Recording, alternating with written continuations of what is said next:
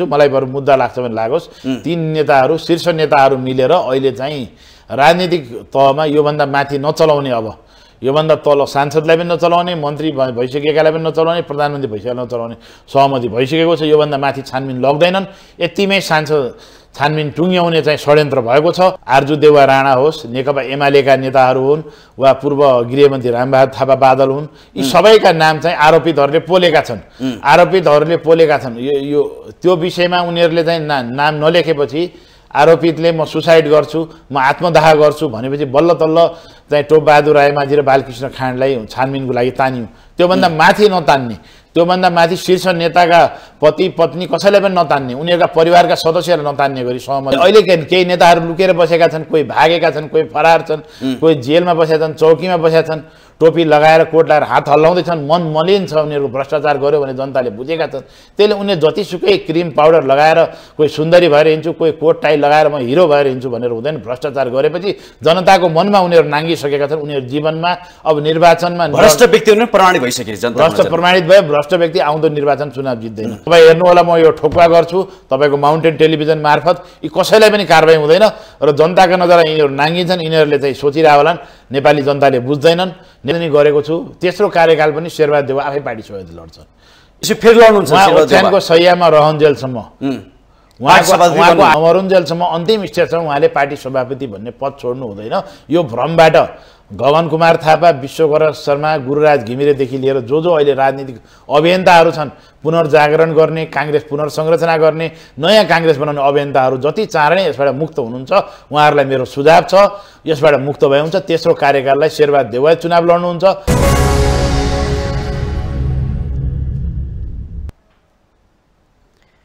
दर्शकबिन नमस्कार, स्वागत छ कार्यक्रम माउन्टेन संवाद। आजको माउन्टेन संवादमा नेपाली कांग्रेसका नेता क्षितिज भण्डारीसँग संवाद गर्नेछौँ। अहिले सदनमा बजेटको बारेमा छलफल बहस भइरहेको छ। यो बारेमा छलफल बहस हुँदै गर्दाखेरि प्रतिपक्षी दल एमाले करका दरमा हेरफेर गरेको भनेर बहस पनि बढाएको छ। यो आशंका मात्रै कि साँच्चीकै यसपटक पनि करका दरहरूमा हेरफेर भएको हो। आज हामी यो पाठमा संवाद बहस गर्नेछौँ।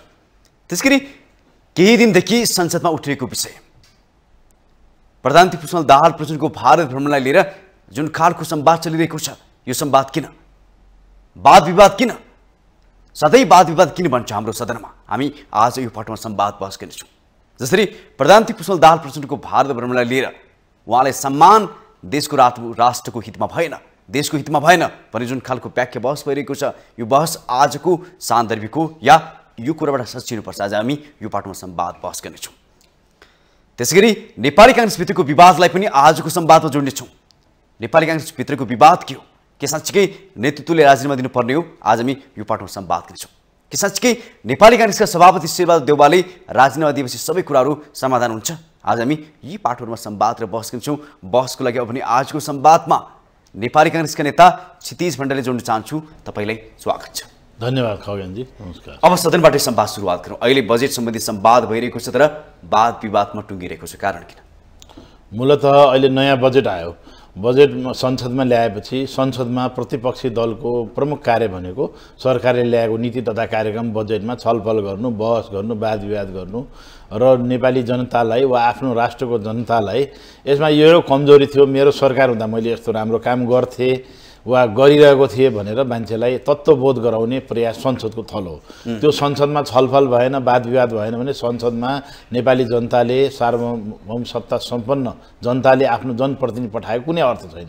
मूलतः अहिले विवादका मूल एजेन्डा अर्थमन्त्री डाक्टर प्रकाश शरण महतले जुन अघिल्लो पटक चाहिँ सेनेटरी प्याडबाट अलिकति विवाद शीर्ष नेताहरूकै परिवारसम्म विवाद पुगेको थियो।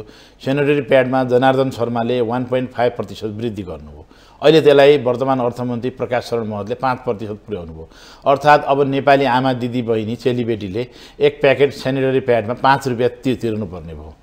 अघिल्लो पटक पनि विद्युतीय सवारी साधनमा कर छली गर्यो भनेर अर्थमन्त्रीलाई अनाधिकृत व्यक्तिलाई प्रवेश गराइयो भन्ने विवाद चल्यो र अर्थमन्त्री जनार्दन शर्माले संसदबाट अर्थमन्त्रीबाट राजीनामा दिनु पर्यो। यो नेपालको इतिहासको ठुलो घटनामध्ये एउटा घटना हो। अहिले पनि त्यही ढङ्गले अर्थमन्त्रीलाई घेराबन्दी गर्न खोजिएको छ, तर प्रमाण चाहिँ यस सम्बन्धी कुनै पनि भेटिएको छैन। अब करको दायरा सेनिटरी प्याडको बारेमा यदि अर्थमन्त्रीले 5 रुपियाँ प्याकेटमा बढाएर स्कुलमा, ग्रामीण भागमा, कलेजमा चाहिँ नेपाली चेलीबेटीलाई, विपन्न वर्गकोलाई लक्षित गरेर निःशुल्क सरकारले सेनिटरी प्याडको व्यवस्था गर्ने हो भने हुन सक्ने, तिर्न सक्नेले 5 रुपियाँ बढी तिरुन् र तिर्न नसक्ने निःशुल्क पाउन्। होइन, नेपाली गरिब नेपाली चेलीबेटीले पनि नपाउने, स्कुल कलेजमा पनि फ्री नहुने, कार्यालयमा काम गर्ने महिलालाई पनि निःशुल्क नहुने, होइन, एउटा चाहिँ घरेलु कामदार महिला निःशुल्क नहुने र उनीहरूलाई 5 रुपियाँ पर्ने वा उनीहरूले जोखिमजन्य ढङ्गले पुरानै कपडाको प्रविधि प्रयोग गर्नुपर्ने अवस्था हो भने त्यहाँनिर करमा भ्रष्टाचार भएको ठहरिन सक्छ। दोस्रो कुरा, विद्युतीय सवारी साधनमा चाहिँ कर घटाइनु पर्थ्यो। विभिन्न समिटहरू, सम्मेलनहरू भएका थिए, अर्थमन्त्री, अर्थ सचिव, त्यहाँका करका सबै महानिर्देशकको प्रतिबद्धता आएको थियो। यो पटक चाहिँ हामी एकदम चाहिँ विद्युत कटौती गर्छौँ, करमा विद्युतीय गाडीहरू एकदम चाहिँ कम गर्छौँ, फ्री नै गर्छौँ भन्ने कुरा आएको थियो। त्यो अनुरूप भएन, कर बढ्यो। अर्को अहिले मेजर एजेन्डा भनेको जस्तो एउटा नेपाली नागरिकको छोराछोरी कोही विदेशमा बित्यो भने ऊ काजक्रियाको लागि विदेश जान्छ, वा छोराछोरीको बिहा वर्तमान विभिन्न कार्यक्रम विदेशमा भइरहेको छ। नेपाल सरकार आफै गर्व महसुस गर्छ, हामीले यति 1000 कोटा ल्यायौँ फलान देशको श्रमिक भनेर। त्यो देशमा चाहिँ विभिन्न शिक्षाको कन्भोकेसनहरूमा उसको प्यारेन्ट्स, गार्जेन त्यो देश जान्छ, जाँदा उसले राज्यलाई कर तिर्नुपर्ने। एक त नेपालीले बल्ल तल्ल पैसा खोजेर बिहा, मर्दा पर्दा, कन्भोकेसन आदि इत्यादि घुम्न, धार्मिक भ्रमण जान्छ, भारत जाला, चाइना जाला, इन्डिया, अस्ट्रेलिया, क्यानाडा, अमेरिका, जुनसुकै देश जाला, त्यसमा पनि राज्यलाई कर बुझाउनु पर्ने प्रणाली अलिकति अव्यवहारिक हो। यसमा प्रमुख प्रतिपक्षी दलका नेताले विशेष गरी अब्जेक्सन जनाउनु भएको छ। त्यस्तै राष्ट्रिय स्वतन्त्र पार्टीबाट पनि विशेष गरी चाहिँ करको दायरामा सेटिङ भयो कि कतै चाहिँ अङ्कहरूको धेरै ठुलो जन्जाल छ यसमा चाहिँ गरियो कि, र त्यो विशेषज्ञको नाममा चाहिँ बाहिरबाट मान्छे ल्याइयो भन्ने सुनियो। यो हो कि होइन? नेपालीले अहिलेसम्म चाहिँ यत्रो 3 करोड पपुलेसनमा 1-2 जना भन्दा बढी टाइपिङै गर्न नजान्ने, करको दर बारेमा जानकार नभएका विज्ञ नै नेपालमा नभयो कि भन्ने राष्ट्रिय स्वतन्त्र पार्टीले जुन एजेन्डा उठाएको छ, यसको बारेमा चाहिँ संसद अहिले चलिरहेको छ, आज पनि छ, प्रष्ट जवाब आइसकेको छैन। अर्थमन्त्रीबाट जुन जवाब आयो त्यसले चाहिँ प्रतिपक्षी दलहरू वा चाहिँ सन्तुष्ट भएका छैनन् र करको दरमा एकदम व्यापक रूपमा राम्रो पनि भएको छैन। जस्तो योभन्दा अगाडि वर्तमान अर्थमन्त्री प्रकाश शरण महतकै दाइ डाक्टर रामशरण महत 7 पटक अर्थमन्त्री हुनुभयो र उहाँ अर्थमन्त्री हुँदा यस्ता कुनै पनि विवादहरू उठेनन्। सामान्य हिसाब हेर्दा उहाँलाई कुनै भ्रष्टाचारले पनि छोएन, किन उहाँ करकोलाई कसरी दायरालाई एकदम बढाउनुहुन्थ्यो। उहाँले भ्याट लागू गर्दा विरोध भयो, तर भूकम्पदेखि अहिलेसम्म त्यही भ्याटले धानिरहेछ। कर प्रणाली वैज्ञानिक हुनुपर्छ, तर जनता मारा हुनु हुँदैन। यहाँ आलु, प्याज, टमाटर सबै कुरामा करको वृद्धि गरिएको छ, होइन? जस्तो किसानलाई राहत दिने कुराहरूमा रोकिएको छैन भन्ने विषयमा करको विवाद अहिले व्यापक रूपले उठेको छ। यसमा छानबिन पनि हुनुपर्छ। करका बारेमा एकदम भ्रष्टाचार गरिहाल्यो भने अर्थमन्त्रीको निहित स्वार्थमा परिबन्धमा पर्नुभयो भनेर शङ्काकै भरमा चाहिँ उहाँलाई चाहिँ घेराबन्दी गर्नु पनि उपयुक्त होइन। गलत गरिएको छ भने यसलाई छोड्नु पनि उपयुक्त होइन। अर्थमन्त्रीजीले जुन जुन विषयमा कर बढाउनु भयो त्यो विषयमा बढाइएको करले चाहिँ किन चाहिँ बढाइयो, त्यसले त्यो करले लाभान्वित ग्रुप कुन हो त? जस्तो पहिला गिरिजाप्रसाद कोइराला प्रधानमन्त्री हुँदा उहाँले चुरोटमा कर बढाएर चुरोटबाट हुने फोक्सोजन्य क्यान्सरमा चाहिँ निःशुल्क उपचार दिने, क्यान्सर अस्पतालहरू भरतपुरदेखि विभिन्न खोल्ने निर्णय गर्नुभयो। त्यो किसिमको बाटोमा हामी गइरहेछौँ कि नै? ट्याक्स उठाइसकेपछि ट्याक्सलाई जनताको स्वास्थ्यसँग जोडेर त्यसलाई वितरण गर्नु पर्यो। ट्याक्स वितरण गरेर राज्यको चाहिँ संसदको तलब बढाउने, सेना प्रहरी कर्मचारीको तलब बढाउने भन्ने कुरा दिएर सेनाकै परिवार पनि इरिटेट हुन्छ, प्रहरीकै परिवार पनि इरिटेट हुन्छ। त्यसकारणले करलाई वैज्ञानिक प्रणालीमा लैजानुपर्छ। र हाम्रो देशको विशेष गरी समस्या के हो भने खगेनजी, हामी वर्षमा एउटा अर्थमन्त्री फेर्छौँ, 2टा सचिव फेर्छौँ, त्यसपछि त्यहाँका सबै कर्मचारी फेर्छौँ। त्यो विज्ञ हामी राख्नै चाहँदैनौँ। जो विज्ञ छ सबै सांसद बन्ने रहरमा चाहिँ उहाँ विज्ञहरू चाहिँ सांसद बन्न हिँडिहाल्नुहुन्छ, पार्लियामेन्टमा राजनीति गर्न जानुहुन्छ भने हामीसँग एक्सपर्टको पनि कमी हुँदै गइरहेको छ। लोकसेवा आयोगको जटिल जन्जालपूर्ण उसमा चाहिँ अहिलेको युवा पुस्ता, अलिकति डाइनामिक युवाहरू विदेश पलायन भइरहेछ, उनीहरू अर्थ मन्त्रालय जोइन गर्नै अलिकति हिचकिचाइरहेका छन्। त्यसकारण करको बारेमा हामी आफै दोधासे पूर्ण बारेमा बोलिरहेका छौँ। कसैलाई खास अनुभव पनि छैन, मैले आफूले दिएको कसैले जानकार पनि छैन। अर्थशास्त्री भनाउँदाहरू पिएचडी गरेका भनाउँदाहरू मैले इकोनोमिक्सको ज्ञाता भनाउँदाहरूलाई करको बारेमा व्यापक कुरा थाहा नभएको अवस्था छ। यसैको फाइदा उठाएर माफियाहरूले तस्करहरूले र विभिन्न ठुला उच्च व्यापारी घरानाहरूले नेपालको अर्थतन्त्रलाई चलाइरहेको कुरा चाहिँ नकार्न सकिँदैन। अर्थमन्त्रीलाई घुमाइराख्ने उनीहरूको इन्ट्रेस्ट अनुसार चाहिँ करका दायरा जस्तै रक्सी मदिरा विभिन्न विलासित वस्तुमा चाहिँ कर घटेको छ। रक्सी चुरोटमा अझ बढी कर बढ्नु पर्थ्यो। मदिरा व्यवसायीहरूले पनि त्यो अनुमान गरेका थिए, पब्लिकले पनि, तर सानो दर बढाइयो किनभने मदिरा व्यवसायी चौपट हुन्छ भन्ने हिसाबले। भने मदिरा व्यवसायप्रति चिन्तित हुने नेपाल सरकारले गरिबको चाहिँ घाँसबास कपासप्रति पनि चिन्तित हुनुपर्छ भन्ने त्यो सत्तापक्ष प्रतिपक्ष स्वतन्त्र वा सम्पूर्ण नागरिक समाजको एउटै स्वर हुनुपर्थ्यो। त्यो नभएर अहिले संसदमा करको कुरा उठ्यो। करको कुरा भैँसी र राँगाको विवादतिर गएर जुन दुर्भाग्यपूर्ण यो संसदको छलफलमा महत्त्वपूर्ण छलफल हुनुपर्नेमा चाहिँ कसले राँगो ल्यायो कि भैँसी ल्यायो, कुन जातको भैँसी राँगो होइन, त्यसले चाहिँ नेपाली भैँसीहरूलाई के गर्ने भन्ने जस्तो चाहिँ अलिकति घृणित बहसमा लाग्यो भन्ने असान्दर्भिक सम्वादले जोडियो हो संसद। तर यसमा त्यसो सम्वाद तपाईँले पनि के कुरा व्याख्या गरेर जस्तो पनि देखियो। त्यसो भए जसरी चाहिँ अहिले सम्वाद बाहिरिएको छ आम जनताको हितमा भन्दा पनि के निश्चित स्वार्थ ग्रुपको लागि यो करका दरमा चाहिँ हेरफेर भएको छैन, तपाईँको पनि बुझाइ हो? त्यसो भए मेरो बुझाइ ठम्मै के हो भने विगत लामो समयदेखि अर्थ मन्त्रालयमा करको दर हेरफेर हुँदै आएको छ। निश्चित घरानाको लागि हेरफेर हुन्छ, निश्चित कुलीन व्यापारी घरानेका लागि हेरफेर हुन्छ। उनीहरूको जुन बिजनेस हुन्छ, मेरो बिजनेस चाहिँ यदि चाहिँ पेट्रोल जन्य अटोमोबाइल छ भने मेरो अनुसार कर घटाइन्छ। मेरो चाहिँ यदि विद्युत जन्य मैले आपूर्ति गर्ने भने ठुलो लगानीको ठुलो मात्राको चाहिँ अर्डर गर्ने त्यो बढाउने, त्यो पब्लिकबाट त्यो पैसा उठाउने भन्ने विगतमा चलिआएको त्यही चाहिँ शङ्काका आधारमा चाहिँ अहिले अर्थमन्त्रीलाई संसदमा घेराबन्दी गरिएको छ। हो होइन थाहा छैन, संसद चलिरहेको छ, अर्थमन्त्रीको स्पष्टीकरण आएको छ। तर विगतदेखिको अभ्यास हो, यो हो विगतदेखिको अभ्यास हो। अर्थ मन्त्रालयमा व्यापक रूपमा भ्रष्टाचार हुँदै आएको छ, करको दर हेरफेर हुँदै आएको हुन्छ, नीतिगत भ्रष्टाचार हुन्छ, सेटिङ हुन्छ। किनभने अर्थ मन्त्रालयको त्यो चाहिँ करको दायरा, कर सम्बन्धी जानकारहरू पनि कम छन्, त्यो ठुलो रातो किताबलाई बुझ्ने मान्छेहरू पनि कम छन्। त्यसको दरमा हेरफेर हुन्छ, त्यसका बिन्दुहरूमा हेरफेर हुन्छ। जस्तो चाहिँ कहिले चिनीको मूल्य घटाइदिन्छन्, कहिले चिनीको मूल्य बढाइदिन्छन् होइन, कहिले चाहिँ भारतीय उत्पादनलाई खुला गरिदिन्छन्, कहिले बन्द गरिदिन्छन्। हाम्रो देशमा सुपारी जुन उपभोगै हुँदैन सुपारीको खोलाइन्छ, त्यो सबै सुपारी इन्डिया लगेर तस्करी गरिन्छ। हाम्रो देशमा रक्तचन्दनै चाहिँदैन थियो, इन्डियाबाट रक्तचन्दन आएर चाइना लगिन्थ्यो होइन। त्यसका लागि विभिन्न किसिमका खोल्ने प्रपञ्चहरू भए। अब बिचमा गाँजा खोल्नुपर्छ भन्ने कुरा आएको थियो। अहिले गाँजा औषधि जन्य हिसाबले खोलियो भन्यो, आगामी दिनमा गाँजालाई बिक्री वितरणको लागि पनि होला भने यी कुराहरूमा अर्थ मन्त्रालयको प्रमुख भूमिका हुन्छ। अर्थ मन्त्रालयलाई प्रभावमा पार्ने एउटा व्यापारिक समूह, एउटा तस्कर समूह, भुइँपट्टे वर्ग जो चाहिँ सुकिला मुकिला लुगा लगाएर नेपालको अर्थशास्त्रीहरू र अर्थ मन्त्रालय प्रभावित पार्ने वर्ग घुमिरहेका हुनाले संसदमा यो कुरा उठ्नु स्वाभाविक हो। संसदमा यो कुरा नउठेर कहाँ उठ्ने त? संसदमा यो कुरा उठेर त्यहीँ छिनोपानी हुनुपर्छ। यदि गलत गरेको छ भने त्यसको पनि बाहिर आउँछ। त्यसो तपाईँले भन्न खोजेको चाहिँ नि केही घराना परिवारका व्यापारिक परिवारका वर्गहरूले चाहिँ नि अहिले अर्थ मन्त्रालयमा चाहिँ फेरि पुगेर जुन खालको चाहिँ शङ्का एमाले लगायत अन्य पार्टीले गर्नुभएको छ त्यो शङ्का यथार्थमा सत्य हुन सक्छ? होइन, मैले त्यसो भनिरहेको छैन। मैले के भनिरहेको छु भने विगतको अर्थमन्त्री जनार्दन शर्माले यही प्रकरणमा राजीनामा गर्नु परेको थियो। उहाँलाई विभिन्न विधि पुर्याएर चोख्याइयो होइन, चोख्याइयो। तर उहाँले सफाई पाए पनि उहाँ जनताको नजरमा त्यस्तो सफाई भएर अगाडि बढ्न सक्यो। जस्तो अहिले भुटानी शरणार्थी काण्डमा पनि धेरै नेताहरूले, शीर्ष नेताहरूले सफाई पाउने सम्भावना छ। तर जनताले बुझिसकेका, जनताको नजरमा उहाँहरू कहिले पनि अब नेता भएर राजनेता भएर उभिन सक्नुहुन्न। त्यस्तै अहिले डाक्टर प्रकाश शरण महतको अग्नि परीक्षा हुन बाँकी छ। उहाँले हिजो कसम खाएर मैले भ्रष्टाचार गरेको छैन भन्दै हिँडिराख्नु भएको छ। उहाँका बारेमा यदि पार्लियामेन्ट मेम्बरहरू आश्वस्त हुन्छन् भने ती नेपालका 77वटा जिल्लाको सबै निर्वाचन क्षेत्रबाट र प्रतिनिधि सभामा चाहिँ समानुपातिक ढङ्गले पनि आएका सांसदहरूको थलो हो, त्यो हाम्रो पनि थलो हो। त्यहाँ उनीहरू संसदहरू अस्वस्थ हुन्छन् कि करको दर हेरफेर भएको छैन भने हामीले छैन भनेर मान्नु पर्यो। हामीले सडकमा उडन्ते खबरको भरमा अर्थमन्त्री र प्रकाश शरण महत भ्रष्टाचारी हुन् भनेर पनि हिँड्न मिल्दैन। उनी एकदम चाहिँ चोखो, दागदार, इमानविहीन र इमान्दार व्यक्ति हुन् भन्ने परिस्थिति पनि यो देशको वर्तमान परिस्थितिले छैन। किनभने पार्टीकै शीर्ष नेताहरू कङ्ग्रेस पार्टीको भ्रष्टाचारमा मुछिएको, भुटानी शरणार्थी काण्डमा मुछिएको बेलामा उनलाई पनि कुनै दबाब आएन, प्रलोभन आएन, कुनै हस्तक्षेप आएन भन्न मिल्दैन। तर यस विषयमा चाहिँ संसदमा छलफल चलिरहेको छ।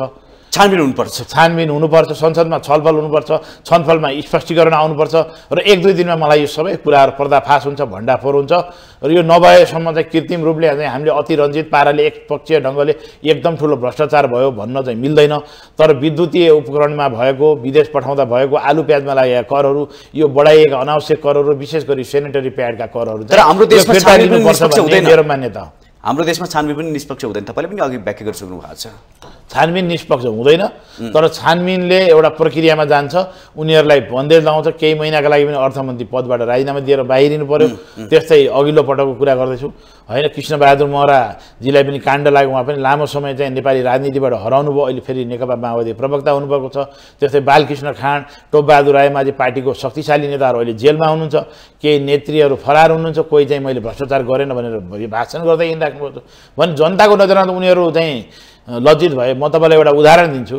एकपटक भगवान् शिवजीलाई, महादेवलाई अहङ्कार बढेर मलाई कसैले पनि चाहिँ अब सजाय दिन सक्दैन होइन, विभिन्न गरेका उहाँले चाहिँ गल्तीहरूको बारेमा भने शनि देवताले आएर के भन्नु, म त हजुरलाई आएर सजाय दिन्छु शिवजी भनेर भन्नुभयो। शिवजी अर्थात् महादेवले, पशुपतिनाथले के भन्नु, तिमीले मलाई कसरी दिन्छौ, दिनै सक्दैन, होइन म यति बजे यो समयमा आएर हजुरलाई सजाय दिन्छु, म दिएर छाड्छु भने महादेव अत्यन्त चिन्तित भए। अब मलाई जसरी पनि सजाय दिने भए शनिले, कसरी बच्ने भने उनी गएर भित्र एउटा ठुलो गुफाभित्र गएर, पातालभन्दा तलभित्र गएर लुकेर बसे। उनी भित्र लुकेर कुरेर ढुकेर बसे र उसले दिएको, शनि देवताले दिनुभएको समय अवधि सकियो। उहाँले दिएको समय अवधि प्रभातकालीनदेखि सन्ध्याकालीन जुन समय सकियो र महादेव हाँस्दै खुसी भएर उन्मत्त भएर बाहिर आउनुभयो र शनि देवतालाई बोलाउनु भयो। हेर शनि देवता, तिमीले मलाई दिएको समय समाप्त भयो, तिमीले त मलाई सजाय दिन सकेनौ, म त त्यहाँ लुकेर बसेँ। र शनि देवताले भन्नुभयो, हे महादेव, तपाईँ जस्तो सृष्टिको रचयिता, यत्रो ठुलो भगवान्, भगवान्हरूको पनि भगवान्, तपाईँ मेरो डरले एउटा गुफामा यत्रो दिन लुकेर बस्नु, यही हो सजाय तपाईँलाई। मैले तपाईँलाई दिने सजाय भनेको यही हो। तपाईँ लुकेर जुन बस्नुभयो, एक्लै एकान्तमा आफ्नो कैलाश छोडेर, अति सुन्दर माता पार्वतीलाई छोडेर, पुत्र गणेश कुमार कार्तिकेयलाई छोडेर तपाईँ लुकेर बस्नु, यही तपाईँको अपराधको सजाय हो भने अहिले केही नेताहरू लुकेर बसेका छन्, कोही भागेका छन्, कोही फरार छन्, कोही जेलमा बसेका छन्, चौकीमा बसेका छन्, टोपी लगाएर कोट लगाएर हात हल्लाउँदैछन्, मन मलिन छ, उनीहरूको भ्रष्टाचार गर्यो भने जनताले बुझेका छन्। त्यसले उनीहरूले जतिसुकै क्रिम पाउडर लगाएर, कोही सुन्दरी भएर हिँड्छु, कोही कोट टाई लगाएर म हिरो भएर हिँड्छु भनेर हुँदैन। भ्रष्टाचार गरेपछि जनताको मनमा उनीहरू नाङ्गिसकेका छन्। उनीहरू जीवनमा अब निर्वाचनमा भ्रष्ट व्यक्ति प्रमाणित भइसके, भ्रष्ट प्रमाणित भयो। भ्रष्ट व्यक्ति आउँदो निर्वाचन चुनाव जित्दैन। समानुपातिकबाट घुसाएर ल्यायो भने थाहा छैन, जीवनमा ती भ्रष्ट नेताहरू नेपालको संसदबाट नेपाली जनताले उनीहरूलाई निर्वाचित गराउँदैनन्। उनीहरूलाई सजाय भनेको यही हो। किन शीर्ष नेतालाई एकैचोटि जेल हाल्ने मेकानिजमको लागि हामी युवा पुस्ता संसदमा पुगेर, राज्यको कार्यकारीमा पुगेर, राजनीतिक दलको प्रमुख पदमा नपुगेसम्म सम्भव छैन। यो पुरानो पुस्ताले तबसम्म भ्रष्टाचार गरिरहन्छ भन्ने मेरो कुरा हो।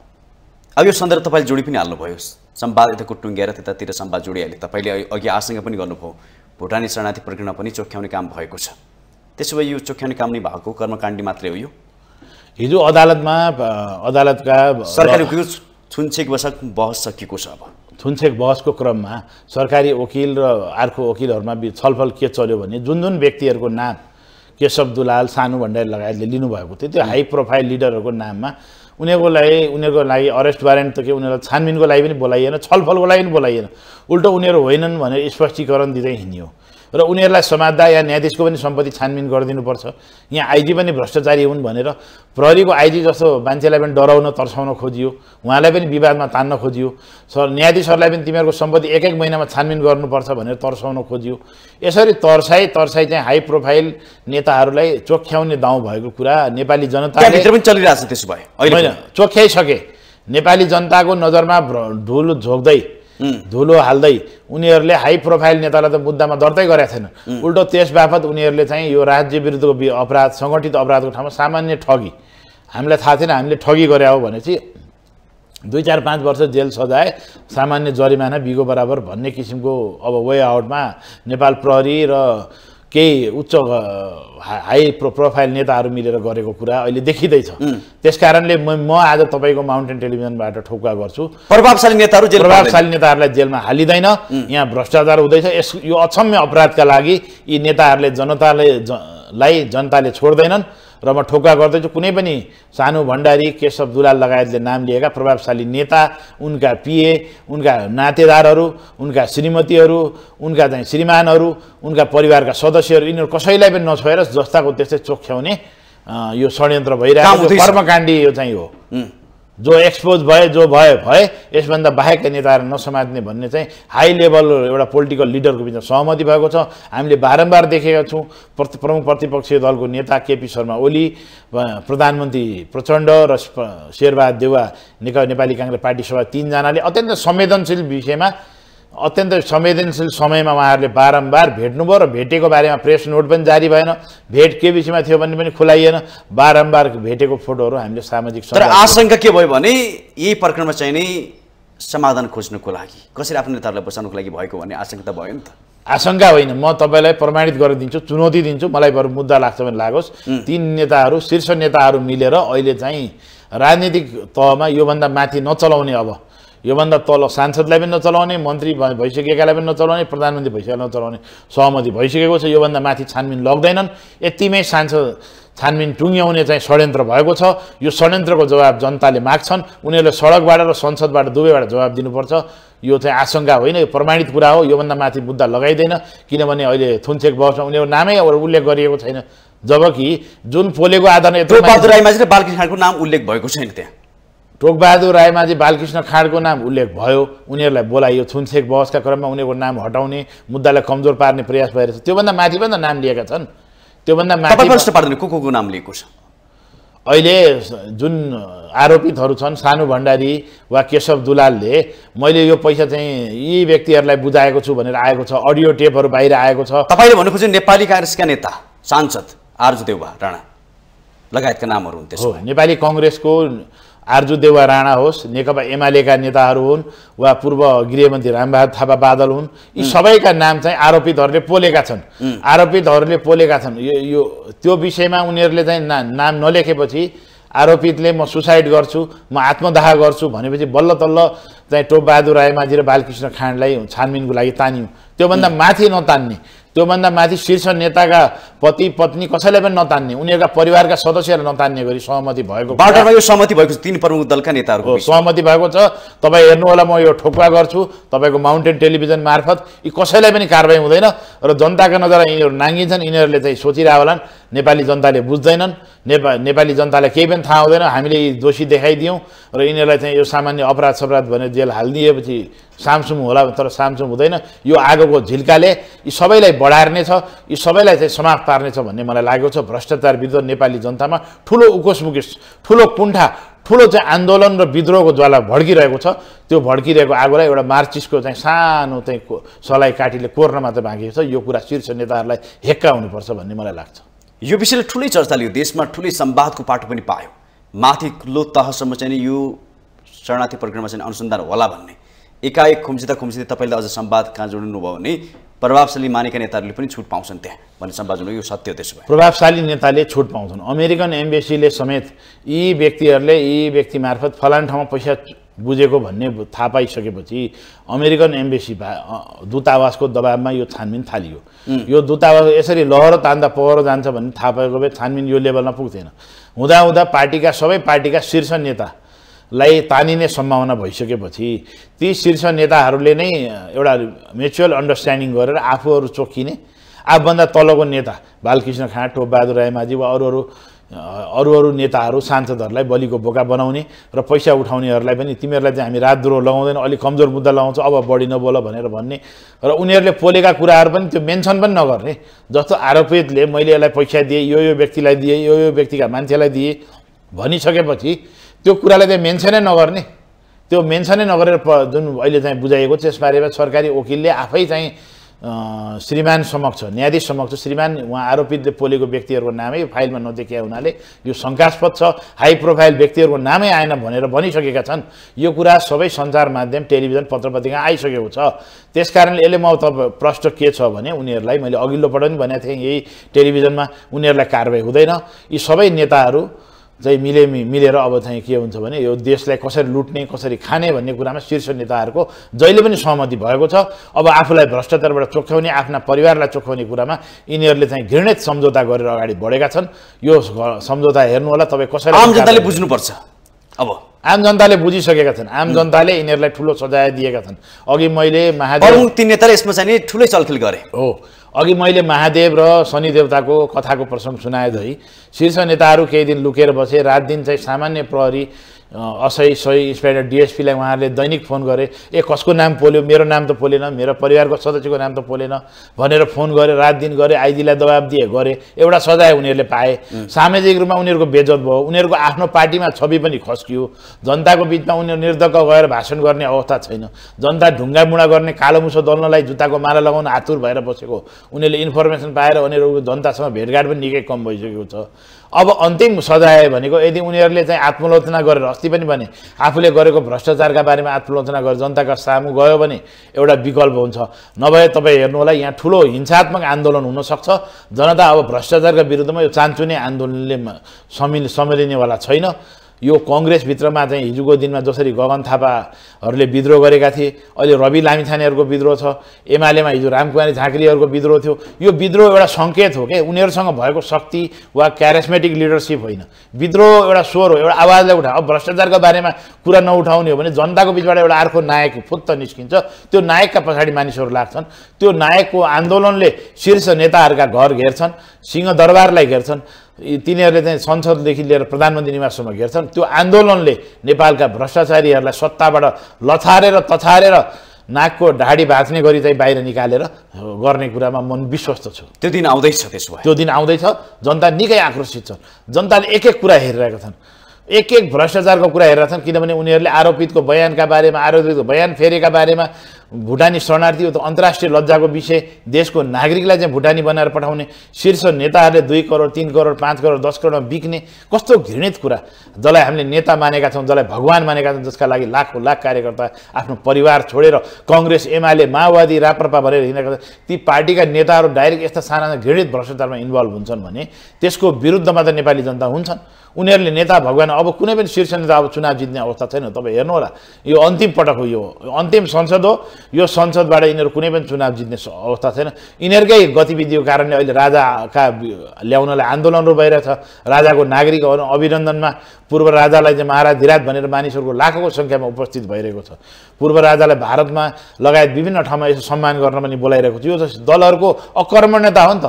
लोकतन्त्र ल्याएको, लोकतन्त्रलाई उनीहरू संरक्षण गर्न नसक्नु, लोकतन्त्रका मसिहा हुँ भन्ने, लोकतन्त्रका मै हुँ पहिरेदार हुन् भने शीर्ष नेताहरू, दलका प्रमुखहरूको नाम भ्रष्टाचारमा मुछिने, उनीहरूका परिवारका सदस्यहरूको नाम भ्रष्टाचार, उनीहरूले अकुत सम्पत्ति कमाउने, उनीहरूका परिवारका मान्छेहरू मात्र उच्च पदमा पुग्ने, उनीहरूका परिवारका मान्छेहरू उच्च व्यापारमा पुग्ने, उनीहरूले करको दर हेरफेर गर्ने, सेनेटरी प्याडदेखि विभिन्न प्याडको दरहरू हेरफेर गर्ने कुराहरूमा भ्रष्टाचारका कुराहरू जनताले बुझिसकेका हुनाले अब नेपाली जनता यिनीहरूको विरुद्धमा विद्रोह गर्दैछन्।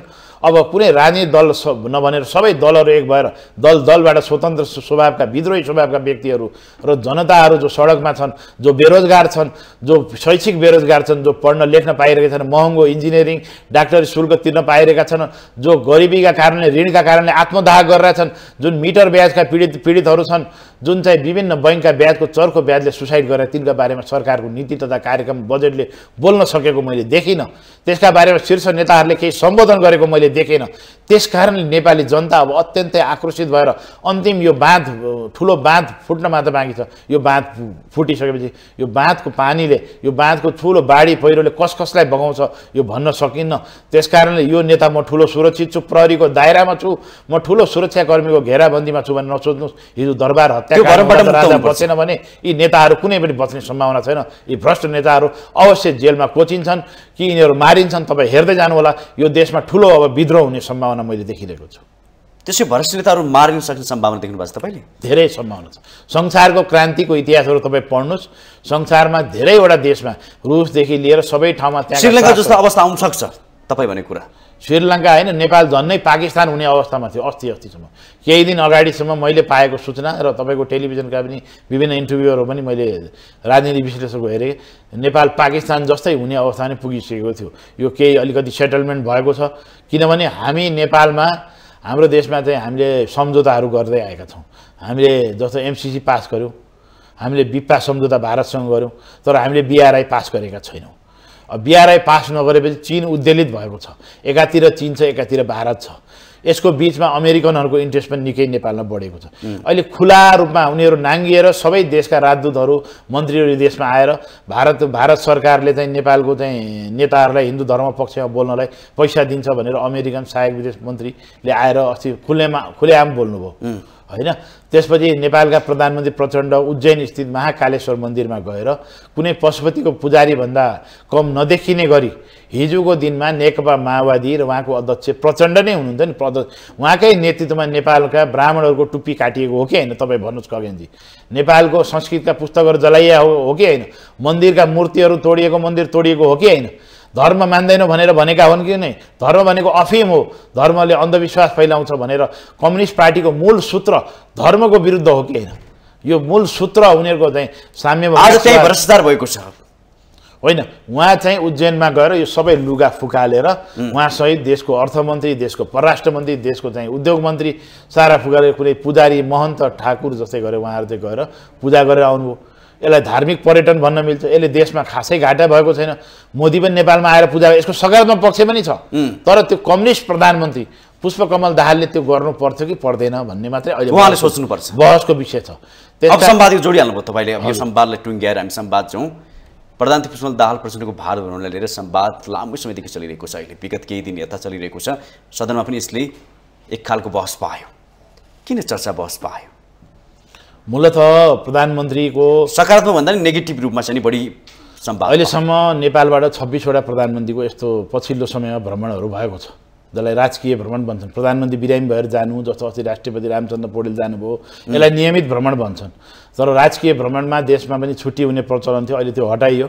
आउने जाने भ्रमण, त्यो देशमा जुन देशमा जान्छ त्यो देशभरि दुईवटा देशको फ्ल्याग लाग्ने, दिल्लीमा मैले पटक देखेको छु। भ्रमणको बेलामा सिलसिलामा मैले देखेको फ्ल्यागहरू लाग्ने, सम्मान अहिले पनि हुन्छ। दुईवटा देशको फ्ल्याग यसरी हरेक पोलहरूमा राखिन्छ, दुई देशको प्रधानमन्त्रीको फोटो राखिन्छ, विभिन्न स्टेटहरूमा राखिन्छ, त्यहाँ फुलमाला गर्ने, त्यो भ्रमणलाई राजकीय बनाउने छ। त्यो देशका दुईवटा देशको दूरगामी असरका महत्त्वपूर्ण सन्धिहरू हुन्छन्, सम्झौताहरू हुन्छन्। ती कस्तो हुन्छन् भने दुईटा देश संयुक्त राष्ट्रसङ्घका अनुसार समान देश हुन्। कुनै देश ठुलो सानो होइन, दुईटै देशका प्रधानमन्त्री हुन्, मन्त्री हुन् वा सभामुख हुन्, राष्ट्रपति समकक्षी हुन् भनेर यो खाले भ्रमणहरू हुने गर्छ। अहिले प्रधानमन्त्रीजी भारत जानुभयो। भारत गएर उहाँले गर्नुपर्ने एक दुईवटा जुनको उहाँको पार्टीले लिपि लेक, कालापानी, लिपि धुराको कुराहरू उठाउँदै आएको थियो। संसदको एक मतले नेपाली कङ्ग्रेस, एमाले, माओवादी, राप्रपा एक मतले संसदले चाहिँ यो नेपालको नक्सा जारी गर्यो। त्यसपछि हुँदा अहिले भारतमा चाहिँ प्रचण्डले भारतले अहिले जारी गरेको जुन चाहिँ लुम्बिनी पुरानो क्षेत्र, उनीहरूले आजभन्दा 200देखि 1000 वर्ष अगाडिसम्मको सभ्यतालाई जोडेर हाम्रो यो भारत भनेको एउटा इतिहास हो।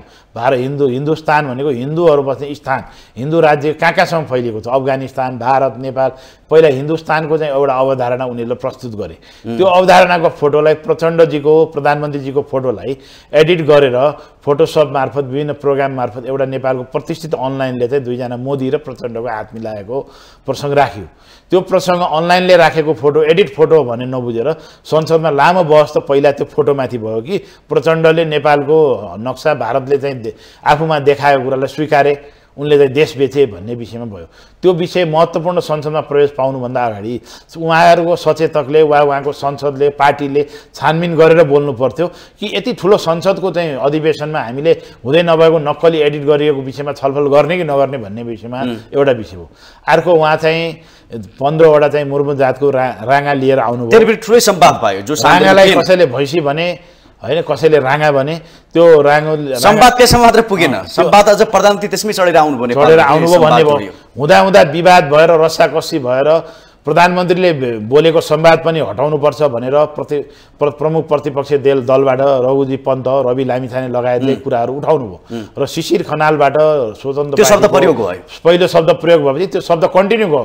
स्वयं प्रधानमन्त्रीले आफूले बोल्ने क्रममा अलिकति बढी हौसिएर, अलिक बढी चाहिँ अलिक खुला हृदय भएर उहाँले मलाई भैँसी चढेर आए कतिपयले भनेर उहाँले आफू भनेपछि उहाँले आफै स्वीकारेको पनि देखियो। यद्यपि उहाँले 15वटा जुन राँगा ल्याउनु त्यो राँगा चाहिँ नेपाललाई चाहिएको राँगा थियो। त्यो राँगाले नेपालको भैँसीहरूको उत्पादक तत्त्व 3 गुणाले बढ्ने भन्ने कुरा थियो। तर त्यो ल्याउने समय अहिले होइन। त्यो प्रधानमन्त्री जाँदा ल्याउने होइन, अलिक पछाडि ल्याउनु पर्थ्यो, अलिक अगाडि ल्याउनु, अलिक मर्यादा मिलेन। त्यो चाहिँ परराष्ट्र मन्त्रालयदेखि प्रधानमन्त्री कार्यालयदेखि देशको कूटनीति हेर्ने जो इपिजी यो के गरिरहेछ भन्ने मलाई लागिरहेको। प्रधानमन्त्री जाँदा होइन कुकुरको भोलि उत्पादकता बढाउँ, कुकुरका छाउराहरू बढाउने चाहिँ राम्रो जातको कुकुर ल्याइदिने होइन, बिरालोको उत्पादक राम्रो जातको कुखुरा ल्याउने, धेरै अन्डा दिने म चाहिँ कुखुरी उत्पादन गर्ने, 15वटा कुखुरा ल्यायो भन्ने, 15वटा राँगा ल्यायो भन्ने, यो किसिमको हास्यास्पद काम प्रधानमन्त्रीजीले अहिले यो भ्रमणमा गर्नुहुन्थेन। तर यसो भन्दै गर्दाखेरि हामी किसानको पनि प्रतिनिधि हो, नेपाल किसानको देश पनि हो। जाँदै गर्दा हामीले भारतबाट चाहिँ यसपाला चाहिँ हामीले मल नेपालमै उत्पादन गर्ने 15वटा यो जातको चाहिँ हामीले ल्याएका छौँ। भारतीय तरकारीहरूलाई चाहिँ विषादी परीक्षण नगरेर आउने आयातलाई रोक गर्ने कुरा भारतलाई सहमत गराएका छौँ। हामीले यो कुराहरू चाहिँ मल खाद अनुदान यो ल्याएका छौँ भनेर एउटा टोटल चाहिँ कृषि सम्बन्धी चाहिँ प्रधानमन्त्रीज्यूले एउटा चाहिँ कृषि केन्द्रित चाहिँ ल्याउनु भएको भए त्यसको एउटा मेसेज जान्थ्यो। उहाँले आफै संसदमा ठट्यौली पाराले मलाई त कतिपयले भैँसी चढेर आए भन्नुभयो। अब उहाँले भनिसकेको कुरालाई अरूले भन्दा त्यहाँ संसदमा बहस र विवादको कुरा भयो र सभामुख देवराज घिमिरेलाई यो दुवै चाहिँ संवाद भैँसी चढेर आएको भन्ने यस्तो पहिलोचोटि भएको छ संसदले। यो शब्द जसले बोलेको भए पनि कुनै राम्रो प्रसङ्गमा तपाईँले बोलेको भए पनि त्यसलाई चाहिँ संसदको रेकर्डबाट हटाउने भन्ने अहिले ऐतिहासिक निर्णय भयो। यो निर्णय यस्ता निर्णयहरू यदाकदा हुन्छन्, रेयर निर्णय हुन्छन्। यो निर्णयले नेपालको संसदको गरिमा पनि गयो, प्रधानमन्त्रीको पदको गरिमा नि गयो। प्रधानमन्त्री परराष्ट्र मन्त्री उद्योग मन्त्री लगायत गएको टोलीमा, अर्थमन्त्री गएको टोलीमा यसरी चाहिँ भैँसी राँगा ल्याउने कुराले प्रशय पाउनु हुँदैन। उहाँहरूको भ्रमण अत्यन्तै तयारीका साथ अत्यन्तै हाई लेभलको उच्च स्तरीय चाहिँ प्रोफाइल पुगेका मान्छेहरू विज्ञहरू राखेर एक्सपर्ट राखेर तयारीका साथ हुनुपर्छ। भारतमा पनि सञ्चारकर्मीहरूलाई नेपाली सञ्चारकर्मीलाई रिपोर्टिङ गर्न नदिएको, छिर्न नदिएको भारतका राजदूत शङ्कर शर्माले पनि यसमा स्पष्टीकरण नदिएर कर्मचारीलाई पञ्च तत्काल चाहिँ भारतको अहिले हाम्रो राजदूतलाई निलम्बन गरिनुपर्छ, शङ्कर शर्मालाई कारबाही हुनुपर्छ। प्रेस स्वतन्त्रतामा त अभिव्यक्तिमा अङ्कुश लगाउने काम त भारतीय राजदूतबाट भयो, किन उहाँमाथि छानबिन हुन सकेन त? पत्रकार साथीहरू उहाँकै डिनर दूतावासमा खाएर आउनुभयो, दोषी त भारतीय राजदूत भयो नि त, प्रधानमन्त्री मन्त्री वा कोही अरू त भएन। तपाईँ यहाँबाट रिपोर्टिङको लागि जानुहुन्छ, तपाईँ भित्र छिर्न पाउनुहुन्न, पास पाउनुहुन्न भने त्यो भारतीय हाम्रो जुन दूतावासको हाम्रो प्रमुख भनेको एम्बेसडर हो, उहाँको गल्ती हो नि। उहाँले चाहिँ त्यहाँका मानिसहरूसँग डिल गर्न सक्नु भएन, ट्याकल गर्न सक्नु, डराएर जी हजुरीमा चाहिँ उहाँ बिताउनु भयो। हिजोको दिनमा चाहिँ अरू पनि राजदूतहरू हुँदा कस्तो चाहिँ ओजका साथ उहाँहरू बस्नुहुन्थ्यो, कस्तो चाहिँ उहाँहरू ज्ञानका साथ बस्नुहुन्थ्यो। शङ्कर शर्मामा एउटा ब्युरोक्रेट मानसिकता देखियो, सत्तासँग डराउने, भारतीयसँग डराउने, एउटा चाहिँ यहाँबाट गएको सञ्चारकर्मीको पास पनि नल्याएपछि त्यहाँ भएको के थियो त? प्रचण्डजी र मोदीसँग मिटिङमा उहाँको छोरी मात्रै हुनुहुन्थ्यो, त्यहाँ परराष्ट्र मन्त्री एनपी साउदजीलाई लगिनु पर्थ्यो, उहाँले सुन्नुहुन्थ्यो, बोल्नुहुन्थ्यो, यो बोल्नुभयो प्रचण्डजीले, यो बोल्नुभयो मोदीजीले, यो दिनुभयो भन्ने दुईजनाको बिचमा अन्तर संवादमा के भयो भन्ने पनि आज देशलाई थाहा छैन। के लेखिने कुरा पनि टिपोट भएको छैन। त्यहाँ परराष्ट्र सचिव पनि पुगेको छैन, चिफ अफ प्रोटोकल पनि पुगेको छैन, त्यहाँ कोही पनि छैन। त्यो त भारतीय राजदूतमा हामी नियुक्त व्यक्तिको कमजोरी हो भन्ने मलाई लागेको छ। यो विषय कसैले पनि उठाएको छैन। त्यसकारण भारतीय राजदूतलाई तत्काल छानबिनको लागि फिर्ता बोलाइनुपर्छ। उहाँकै कारणले आज प्रेसको चाहिँ बेइज्जत भएको छ। जुन भित्रका सही समाचारहरू बाहिर आएका छैनन्, भैँसीका कुराहरू, राँगाका कुराहरू उठेका छन्। उज्जैनको महाकालेश्वर मन्दिर हाइलाइट भयो, त्यहाँ उहाँले गरेको चाहिँ औद्योगिक जुन टाटाको चाहिँ आइटी सेक्टरहरूको कुराहरू चाहिँ बाहिर आएन। उहाँले घुमेका अरू चाहिँ औद्योगिक कुराहरू, मलखादका कुराहरू, फोहोर व्यवस्थापनको कुराहरू, प्रधानमन्त्रीको टोलीले गरेको भ्रमणको राम्रो कुराहरू त आएन नि, बाहिर आएन नि, मन्दिरको लुगामा त आयो। त्यो तपाईँले यही सोध्दैछु म, नेगेटिभ संवाद मात्रै किन सदनमा हुन्छ, सकारात्मक संवाद किन हुन सकेन? प्रधानमन्त्रीको भारतहरूमा सम्मान भएन, यसमा दोषी प्रचण्ड मात्रै त होइन होला, तर संवाद के आयो, प्रचण्डलाई चाहिँ राम्रो स्वागत गरेन। होइन, मूल कुरा प्रधानमन्त्री प्रचण्डलाई हामी भारतबाट अहिलेसम्म जम्मा 6 पटक भ्रमण भएको छ लामो समयमा। हामीले 26वटा प्रधानमन्त्री हुने बित्तिकै उसलाई अमेरिकाबाट नियुक्त आए पनि, चाइनाबाट आए पनि पहिला भारतै जानुपर्छ।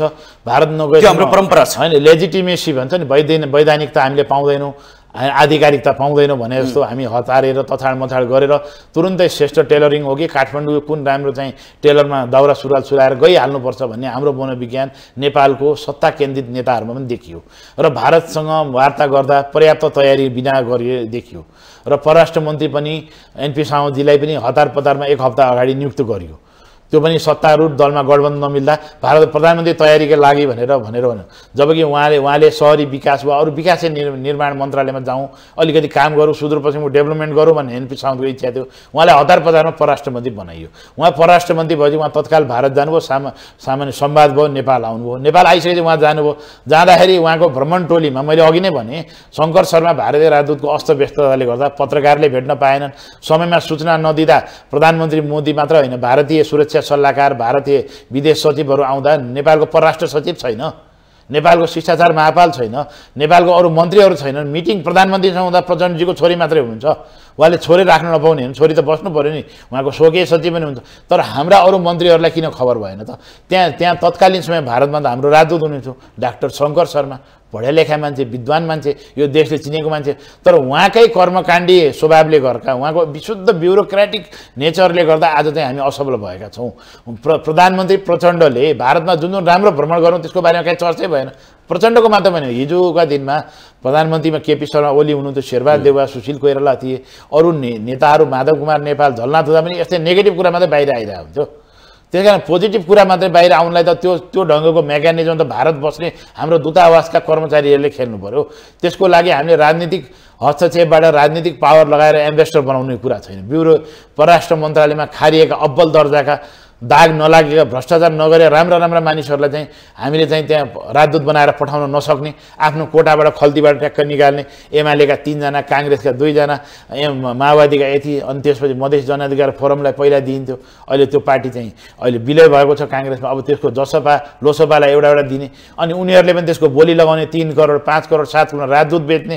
अनि दोस्रो दिन त्यही पार्टी सभापति शेरबहादुर देउवा सारा चाहिँ म्यान पावरका मान्छेहरू, ल कति पैसा दियो तपाईँलाई, उसले हामीलाई नबनाउने राजदूत घेर्न जाने। अनि सभापतिले मलाई थाहा छैन गल्ती भयो, कसले गर्यो भनेर भन्ने, पार्टीबाट निर्णय नहुने। एमाले चाहिँ आफ्नो पार्टीको चाहिँ सार्वजनिक खर्चमा चाहिँ 25 लाख रुपियाँ चाहिँ राजनीतिक नियुक्तिबाट भनेर एमाले पार्टीले आफ्नो कोषमा देखाएको छ। के हो त्यो राजनीतिक नियुक्तिबाट भनेको? राजनीतिक नियुक्ति भने त ठाडै चाहिँ मैले राजदूत बनाउँदा पैसा खाएँ, मैले डिडिसी दुग्ध संस्थान अध्यक्ष बनाउँदा पैसा खाएँ, मैले चाहिँ फलानु सहरी विकासको फलानु नियुक्ति गर्दा पैसा खाएँ भने होइन त।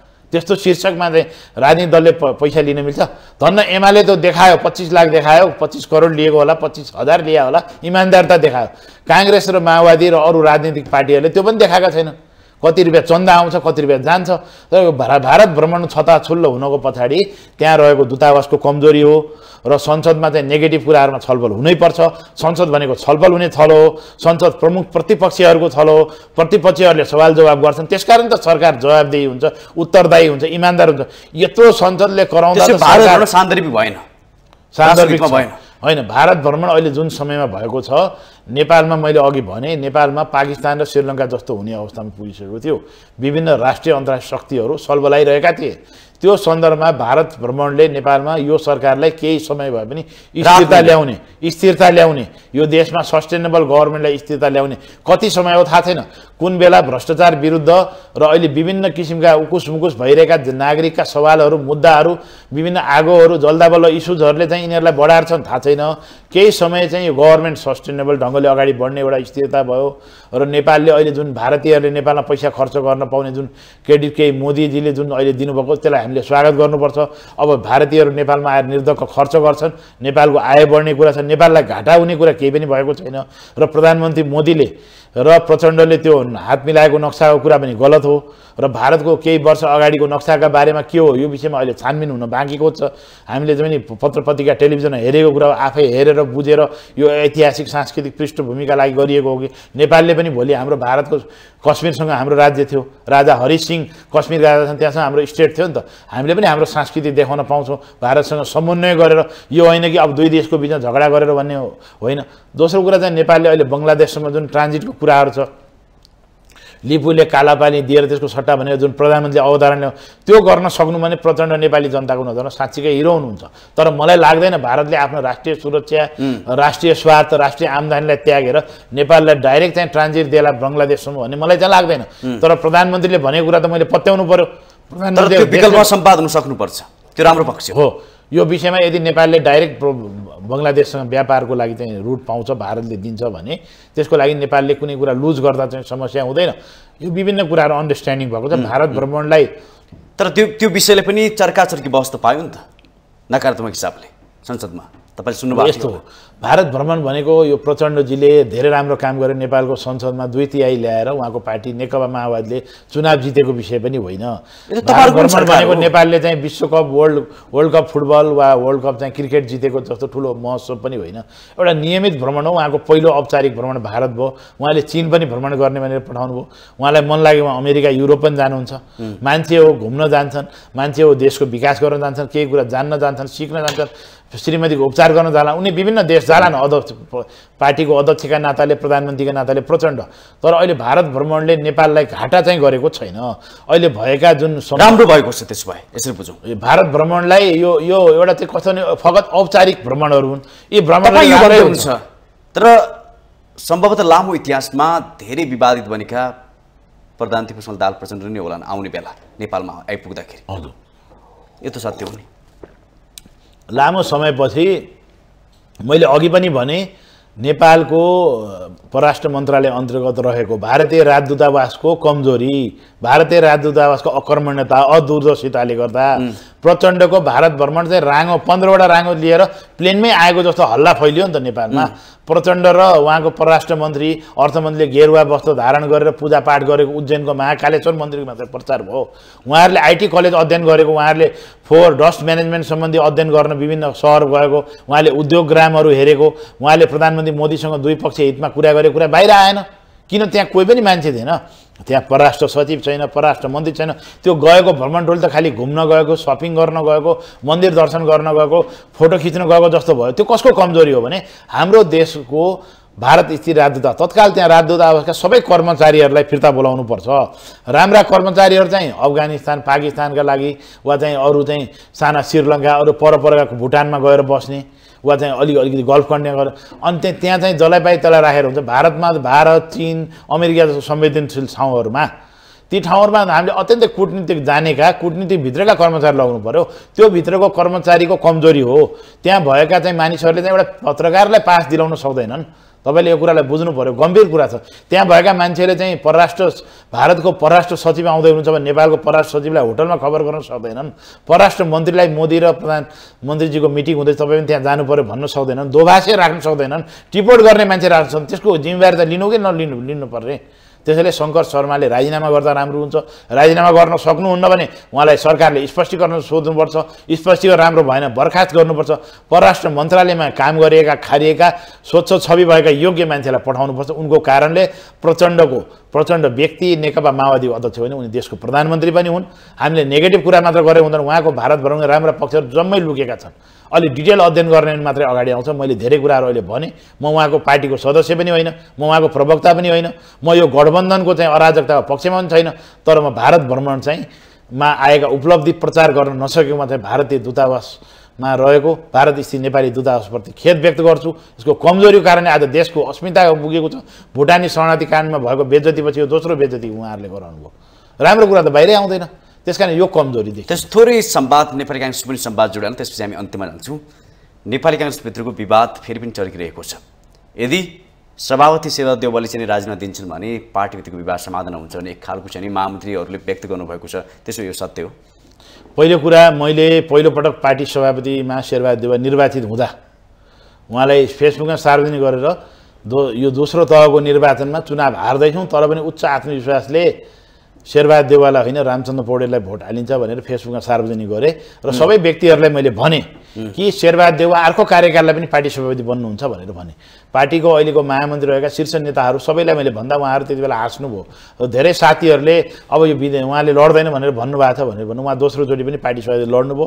विभिन्न तिग्रम गरेर उहाँ चुनाव जित्नुभयो र मैले अस्ति पनि फेरि सार्वजनिक गरेको छु तेस्रो कार्यकाल पनि शेरबहादुर देउवा आफै पार्टी सभापति लड्छन्।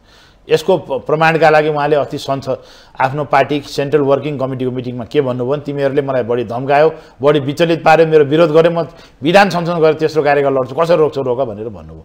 उहाँले त्यसो फेरि लड्नुहुन्छ ओछ्यानको सैयामा रहन्जेलसम्म उहाँको आयु 100 वर्ष लामो होस् भगवान्सँग प्रार्थना छ र उहाँ नमरुन्जेलसम्म अन्तिम स्टेजसम्म उहाँले पार्टी सभापति भन्ने पद छोड्नु हुँदैन।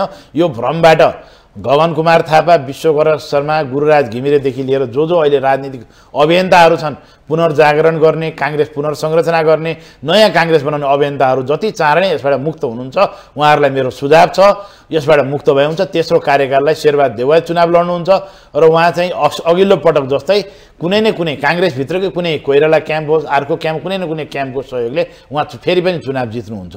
पहिलो कुरा म क्लियर ठोक्का गर्न चाहन्छु। दोस्रो कुरा, शेरबहादुर देउवाले चुनाव जितेर आएको पार्टी सभापति हो। उहाँमा त्यस्तो धेरै ठुलो नैतिकता भएको कुरा पनि छैन। उहाँले धेरै ठुलो चाहिँ उहाँ राजीनामा गर्ने यस्तो चाहिँ एकदम नैतिक रूपमा कुनै विदेशका अरू देशका प्रधानमन्त्रीहरूबाट पार्टी सभापतिबाट त्यस्तो अनुकरणीय उदाहरण सिकेर गर्ने उहाँको प्रवृत्ति, स्वभाव पनि, शैली पनि होइन। उहाँले राजीनामा गर्ने त कुरै छैन, उल्टो उहाँको राजीनामा उठाउनेहरूलाई पार्टीबाट निलम्बन गर्न बेर छैन।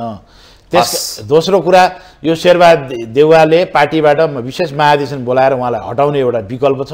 शीर्ष नेताहरूको विरुद्धमा सबै पार्टीमा यो आन्दोलन जरुरी छ भन्ने मलाई लाग्दछ। हस्, यो समय संवादको लागि धेरै धेरै धन्यवाद दिदी, बिदा हुन चाहन्छु। नमस्कार। धन्यवाद खगेनजी, तपाईँ र माउन्टेन टिभी परिवारलाई। हस्,